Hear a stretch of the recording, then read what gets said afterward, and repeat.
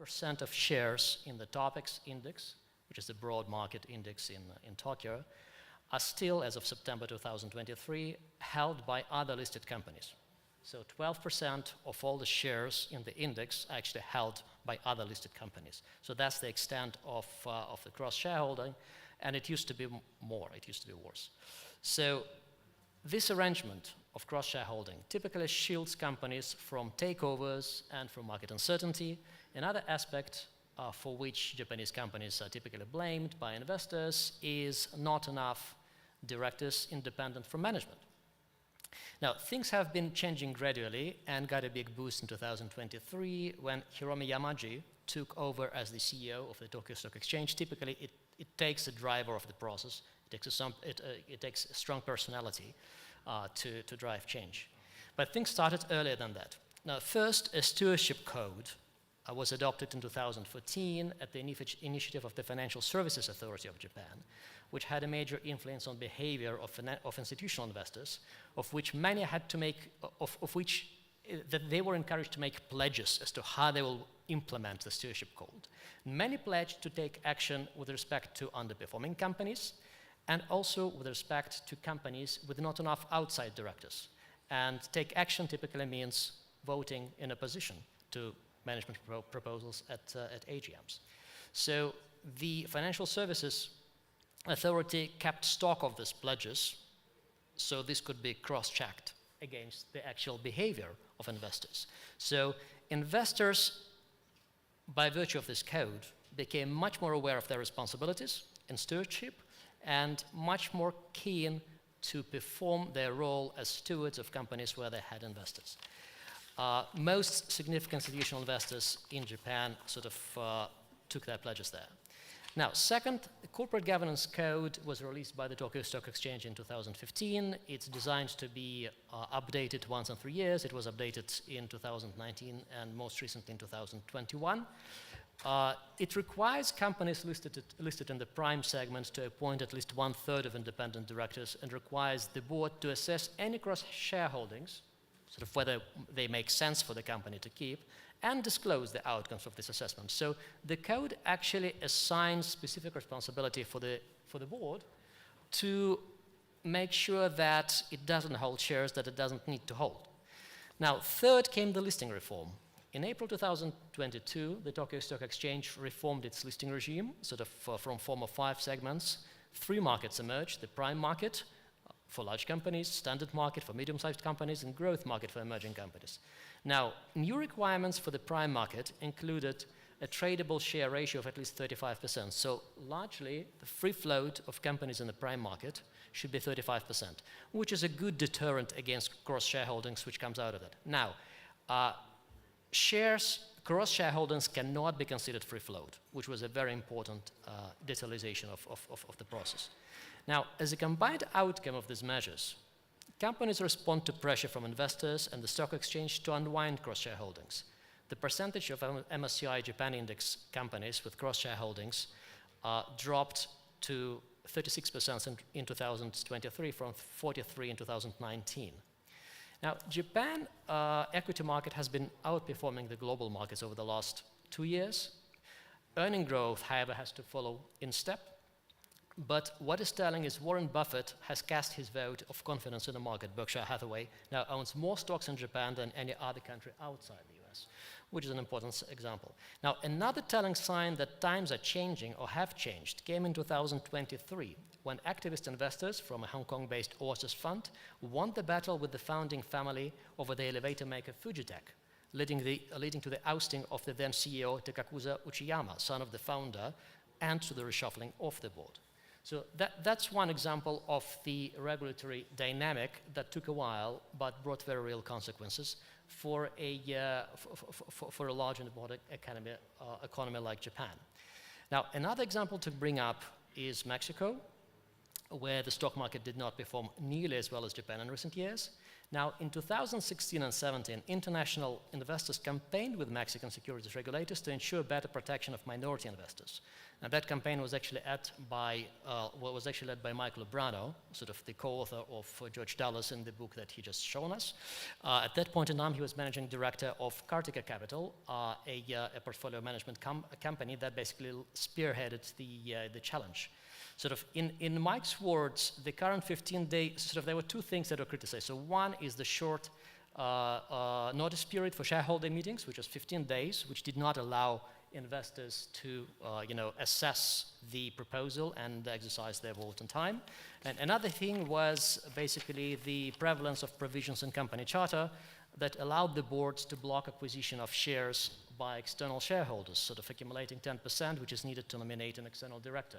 Sort of many companies were able to block this, to block the ability of shareholders to accumulate sufficient stock to nominate a director, sort of which was sort of course, dilutive for the rights.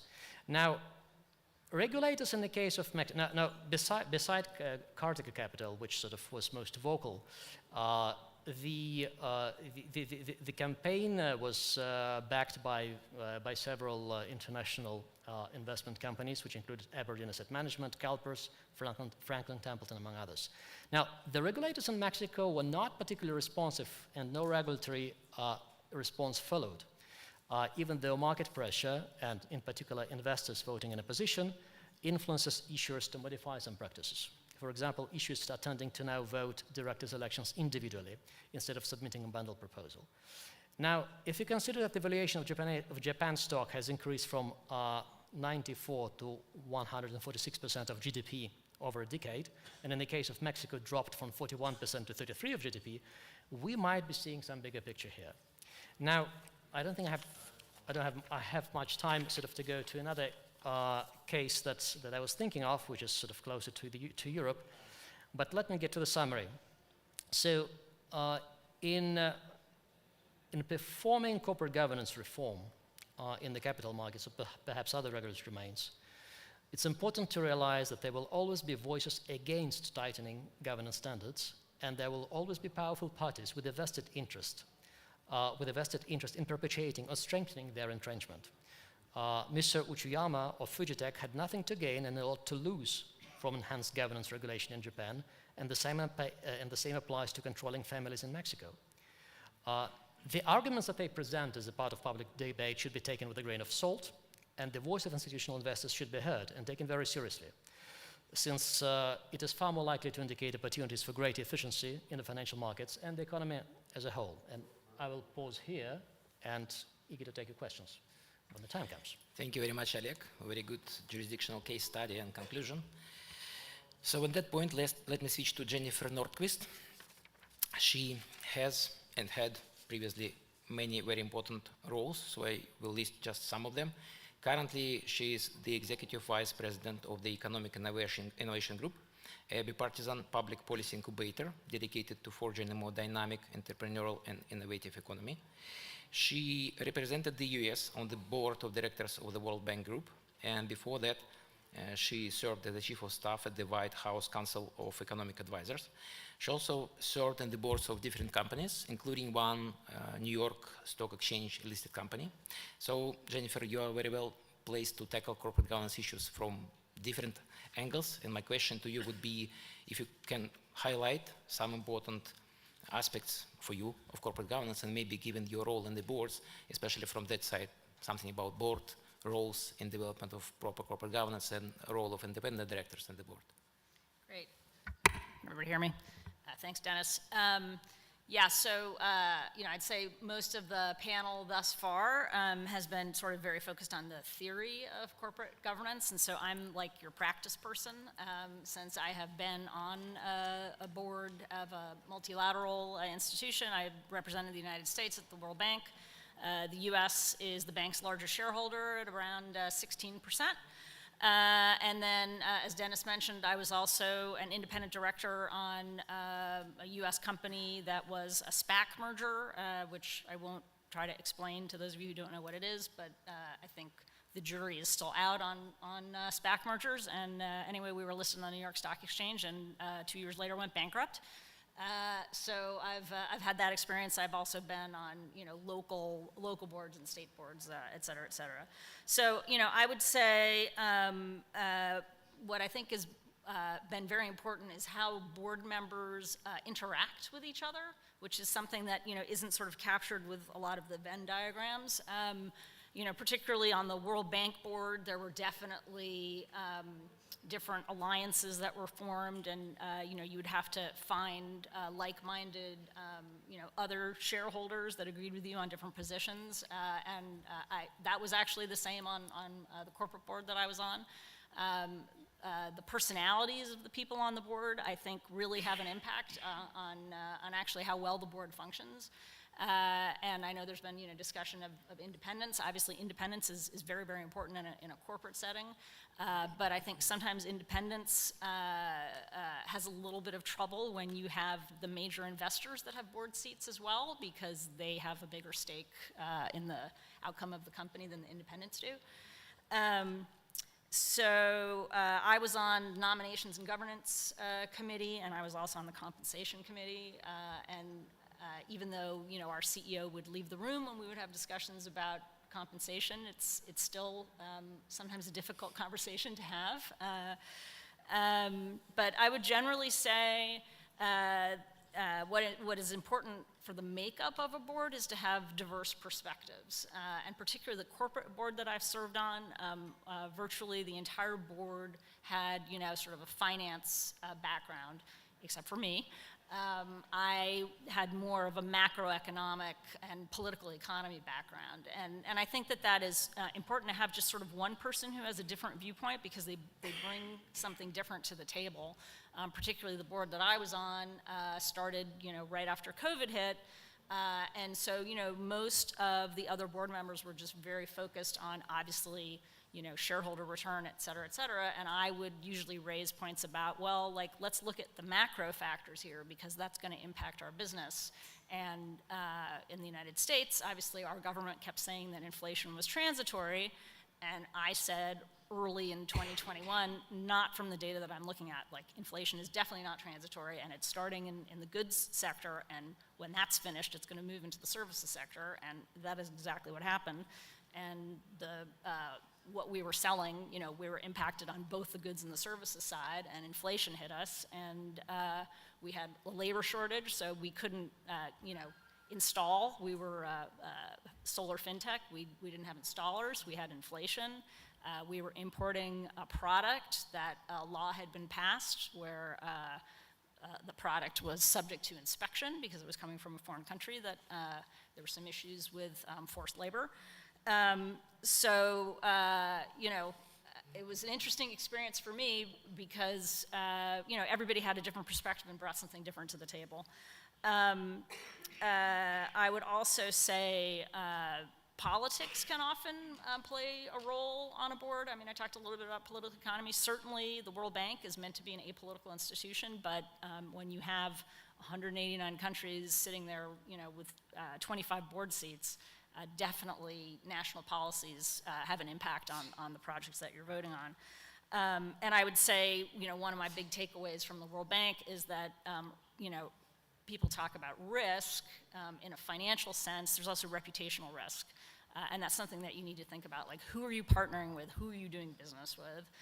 There was a particular project where, one of the partners had a very bad track record. It was a European company, and it was actually an Uzbek project. This company had, 4 charges against them at the European Court of Justice. And my view was, let's find a different partner. There's no need to take that risk. And then the last thing I would say is, at least in the United States, and I've heard a little bit about it here, ESG, that's sort of the buzzword. And at least I feel in the United States, from what I've seen, there's a lot of focus on the E and the S and not enough on the G. And when you look at, for instance, last year, we had in the United States 3 major bank failures that threatened the entire financial system. and sort of if I had what we in the United States jokingly call like the way back machine, if you look through, I mean, you know, the autopsy, I mean, all three of those banks had very bad governance structures. And another one that I found very interesting is OpenAI, which obviously is sort of a very important company, and their board had some sort of weird social, I don't even know how to describe it, like, you know, social cause that was not necessarily to return profits to shareholders, which is a little bit weird if you're a, you know, company. But I think the strangest part about it is Microsoft, which is obviously a large American company, had a $12 billion investment in OpenAI and no board seat. I don't understand that. If I were Microsoft, I would demand a board seat, you know, but anyway, obviously OpenAI was, you know, sort of a dumpster fire of corporate governance there for a while, but it looks like it's stabilized. With that, I'll turn it over to the next speaker. Thank you, Jennifer. Very interesting highlights, and yeah, I would agree with your assessment of ESG concept, so to say, and its effect on G aspect. And now we switch to our last but not least speaker, Aljas Amarov, with a very ambitious task to make a speech during the remaining time. And Aljas is the Director of Corporate Governance and Sustainability Practices in KPMG Uzbekistan. He has more than 10 years of experience in corporate governance sphere, and during these years participated and led more than 100 projects in corporate governance sphere. And Aljas, my question to you would be, like we now just heard a lot about corporate governance from different angles, and now we try to make some sort of deep dive into local context. So what would be your assessment of Uzbekistan place on the, let's say, world map of quality of corporate governance? Thank you, Denis. First of all, good afternoon, everyone. Thank you for your interest in corporate governance. It's a real honor for me to be a part of this panel session. To start my assessment of current practices, I want to notice that for the last several years we see positive factors. We see that corporate governance agenda, its importance is increasing, or at least its importance is stated by different officials.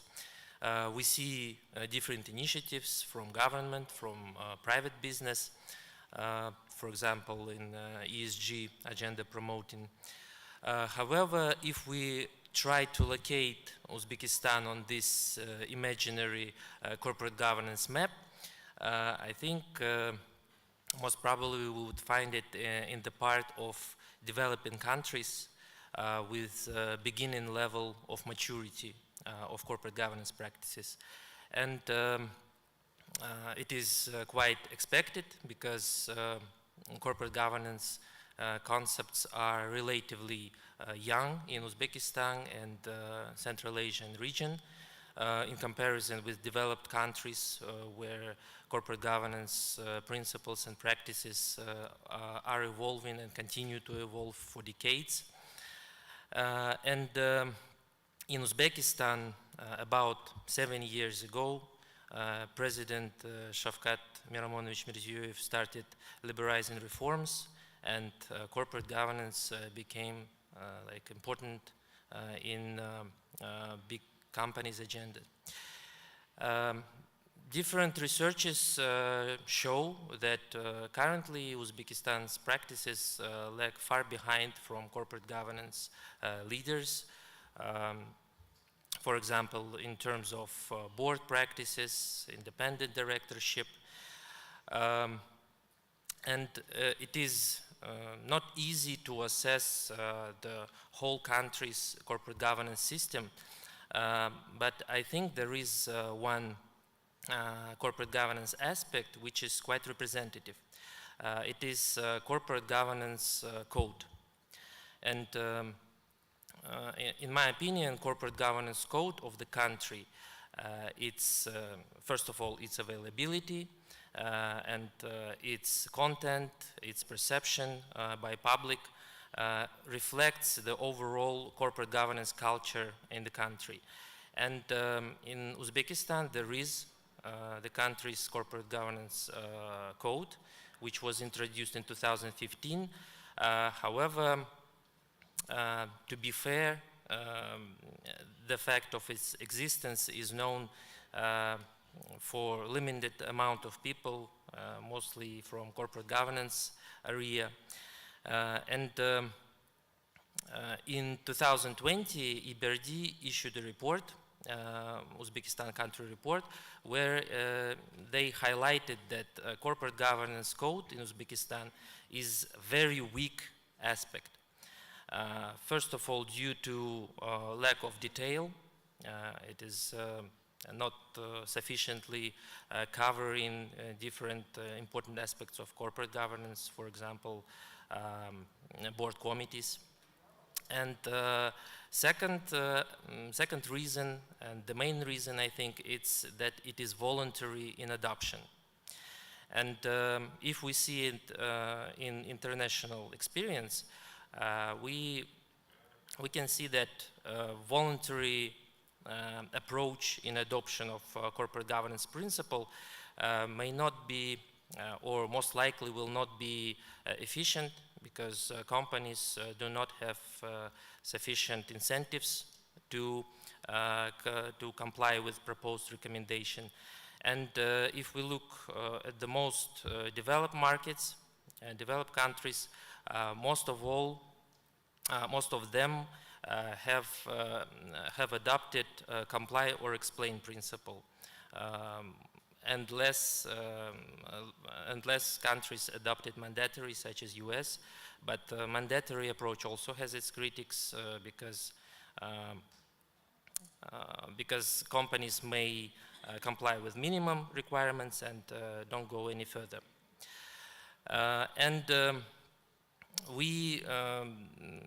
I think that Uzbekistan can also benefit from adopted comply or explain approach, because, as I said, most developed countries in terms of corporate governance, UK,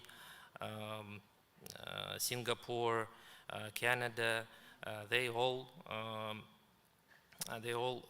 adopt comply or explain principle. Also, there is, if we talk about the level of detail of corporate governance codes, there are also certain correlation between completeness and clarity of corporate governance requirements and overall country's economical performance. Countries with the highest GDP per capita, they have detailed, complete, clear corporate governance requirements. So to summarize, I think Uzbekistan, it is on beginner's level, but we have a good starting point. Okay, and my second question to you would be, what challenges does the country face now in this area? What maybe main challenges, main three challenges? Okay, if we talk about challenges, I would divide them into two groups. One is macro level, where country faces challenge as a whole, like country. And the second is micro level, where challenges are faced by individual companies. As for macro level challenge, it is of course enhancing regulatory framework and improving corporate governance code is one of the important components of this improvement of regulations. And as for micro level, I think I would highlight two challenges. One is lack of expertise. Currently, Uzbekistan needs to develop corporate governance functions such as internal audit, internal control, corporate secretary service, compliance, and it requires expertise and practical knowledge. So this is one challenge. Companies should bear additional costs of attracting experts, of attracting advisors. And second is resistant to changes, which is a common challenge for countries who experience significant like changes in its environment. I think that a right tone on the top and raising awareness on corporate governance issues will help to cope with these challenges. Thank you. Thank you, Aljas. And maybe if we can afford a couple of questions, I understand that next panel is waiting, but I guess they have some other participants and speakers on the other panel, so maybe 2-3 questions if you wish. Yes, please.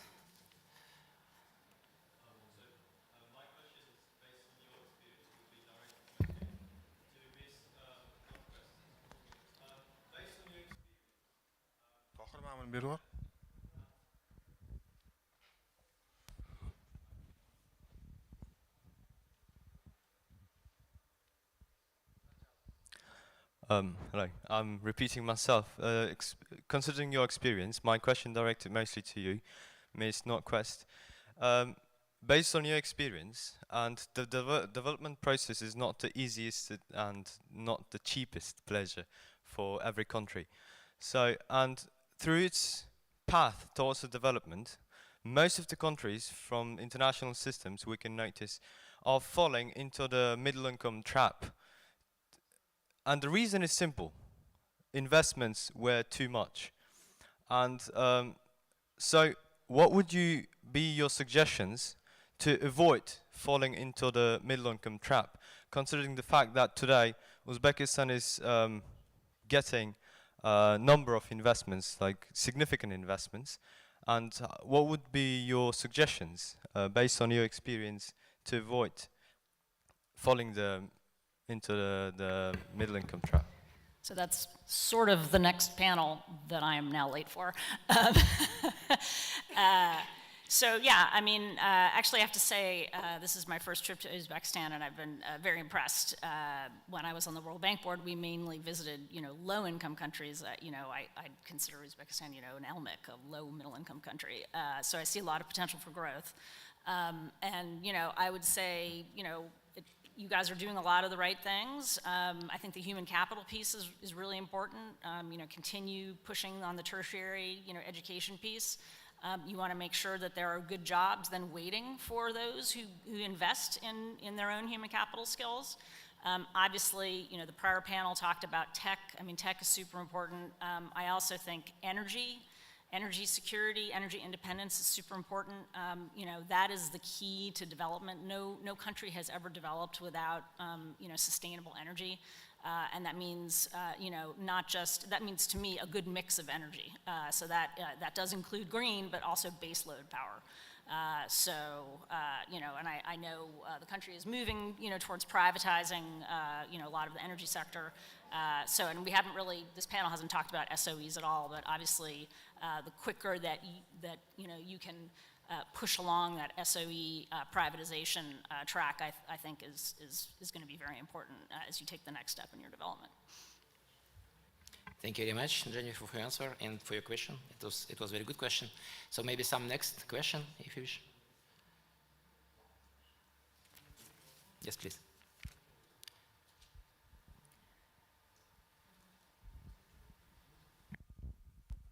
Hello, my name is Bahodir. I'm from the National Association of Investment Institutions. I cannot agree with what Oljas from KPMG actually said, because the corporate governance in Uzbekistan is actually doing well, from my understanding. We're in this business for about 25 years, and all this compliant explain are all in place. Internal audit is also in place. But I would say here the problem may be with who is actually the one who developed this corporate governance code. It is the State Assets Management Agency, not the regulator of the capital markets. Maybe here's the problem. And my question would be about the role of stock exchange. What should be the role of the stock exchange in developing the corporate governance? Whoever wants to answer, please. Yes, thank you for your question. Yes, first of all, complier explain principle, yes, also is stated, but how it is actually implemented. I think we can agree that implementation of this principle is not widespread in the country.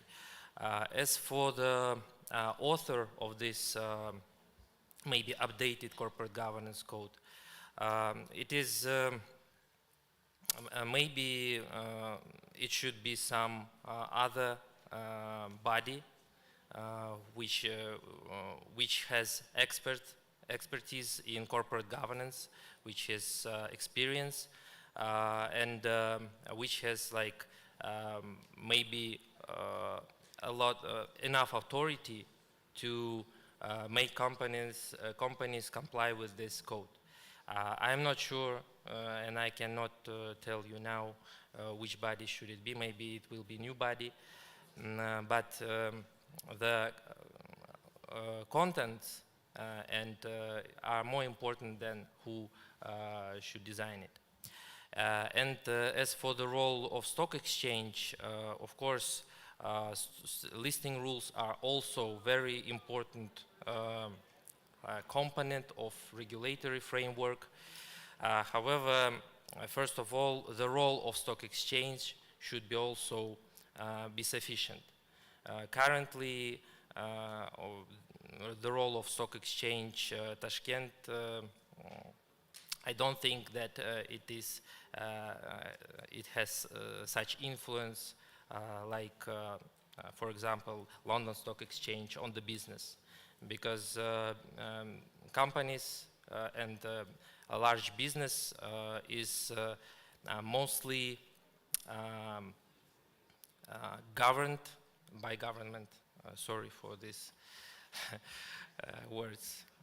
So I think first of all we need to raise the role of stock exchange, and then listing rule will become also important part of regulatory framework. Thank you, Aljas. And we are unfortunately exhausted our time, so to say, allocated to our panel. So thank you very much for everybody who decided to join our panel today. I don't really have time for long closing remarks, so I hope that our speakers provide you useful insights into corporate governance, useful highlights of what can be done to improve corporate governance in Uzbekistan. And given the last remarks, I guess there are some good starting base for that. So I wish all us good luck on that road, and wish us to have better and progressive corporate governance in a couple of years now on. Thank you very much.